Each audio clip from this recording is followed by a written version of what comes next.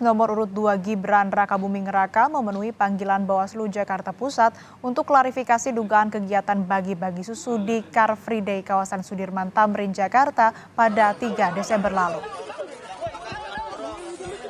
Setelah memberikan keterangan di Bawaslu Jakarta Pusat, Gibran menegaskan tidak ada kegiatan politik di acara Car Free Day 3 Desember lalu. Gibran juga membantah keterangan Bawaslu Jakarta Pusat soal temuan baru dalam kasus ini. Sejumlah saksi telah diperiksa, termasuk sejumlah politisi PAN yang ikut mendampingi Gibran untuk membagikan susu ke warga. Ada sama sekali kegiatan partai politik. Ya, itu aja. Ya. Klarifikasi yang ditanyakan oleh Bawaslu disebutkan kan ada klaim temuan baru yang dikonfirmasi yang terbit tadi. Ditanyain nggak mas? Tidak ada sama sekali kegiatan politik. Ya, kan juga beberapa teman-teman saya ajak juga kemarin. Ya.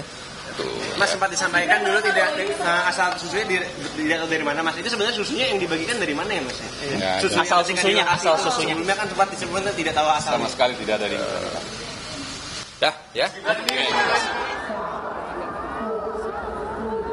Cawapres nomor urut 1 Muhaimin Iskandar mengapresiasi kerja Bawaslu dalam memanggil Gibran atas dugaan pelanggaran kampanye.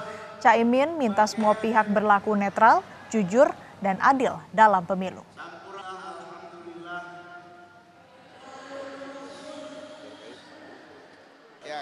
Ya, kita senang kalau Bawaslu dan semua aparat, baik itu pengawas pemilu, penegakan hukum, semua aparat hukum, semua bersifat objektif, netral, jujur, adil. Karena itu syarat mutlak keberhasilan pemilu.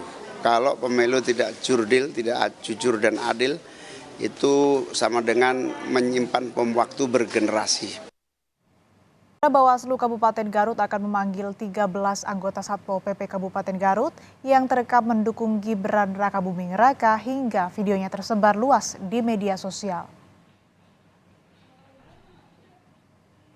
Ketua Bawaslu Kabupaten Garut Ahmad Nurul Syahid memastikan ke-13 orang itu akan dipanggil untuk dimintai keterangan soal video anggota Satpol PP dukung salah satu paslon Pilpres. Bawaslu juga akan mengklarifikasi soal penggunaan seragam Satpol PP dan tempat pembuatan video. Karena informasi awal itu harus ditelusuri dan mencari informasi tambahan.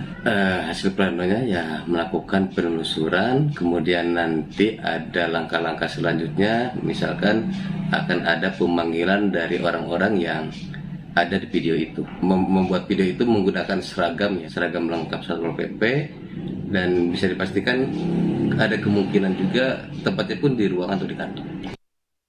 Pemimpin muda di masa depan, Mas Gibran Rakabuming Raka. Video berdurasi 20 detik ini memperlihatkan 13 anggota Satpol PP yang menyerukan dukungan kepada Cawapres nomor urut 2 Gibran Rakabuming Raka. Sebagian dari mereka bahkan membawa poster bergambar wajah Gibran. Dukungan terang-terangan anggota Satpol PP terhadap Gibran ini menuai pro dan kontra. Menko Polhukam Mahfud MD menegaskan tindakan tersebut melanggar kode etik dan aturan. Mahfud bahkan mencurigai ada pihak tertentu yang mendorong terjadinya video ini. Seharusnya itu tidak boleh, ya. Seharusnya itu tidak boleh. Itu pelanggaran kode etik dan pelanggaran aturan sebenarnya. Itu kan Satpol PP itu diangkat untuk melayani masyarakat, membantu pemerintah.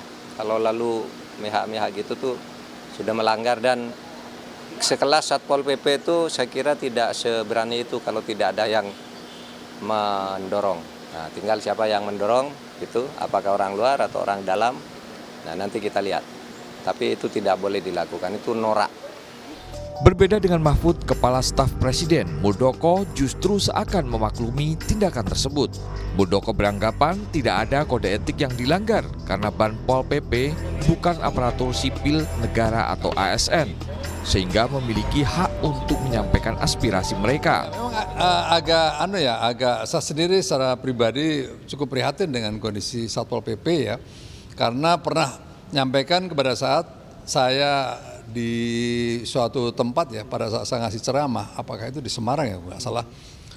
Mereka menghadap ke saya, Satpol PP itu menyampaikan, Pak, status kami itu seperti apa?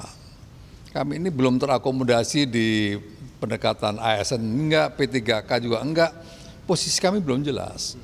Bisa saja mereka menyampaikan kepada salah satu calon presiden. Mungkin bukan hanya ke Mas Gibran, bisa aja ke calon yang lain, karena itu bagian dari aspirasi mereka. Menurut saya enggak ya, karena ini sebuah organisasi yang belum terakui secara baik, belum mendapatkan posisi yang jelas, posisi di ASN-nya itu, maka ya wajar mereka bisa menyampaikan kepada siapa. Di tengah perdebatan pantas tidaknya anggota Satpol PP, Bupati Garut Rudi Gunawan menyatakan permohonan maaf atas video yang menimbulkan keramaian di tengah publik. Bupati menegaskan sudah memberikan sanksi tegas kepada pelaku dan berjanji untuk melakukan pembinaan. Saya mohon maaf atas kejadian itu, dan itu sudah diberikan sanksi.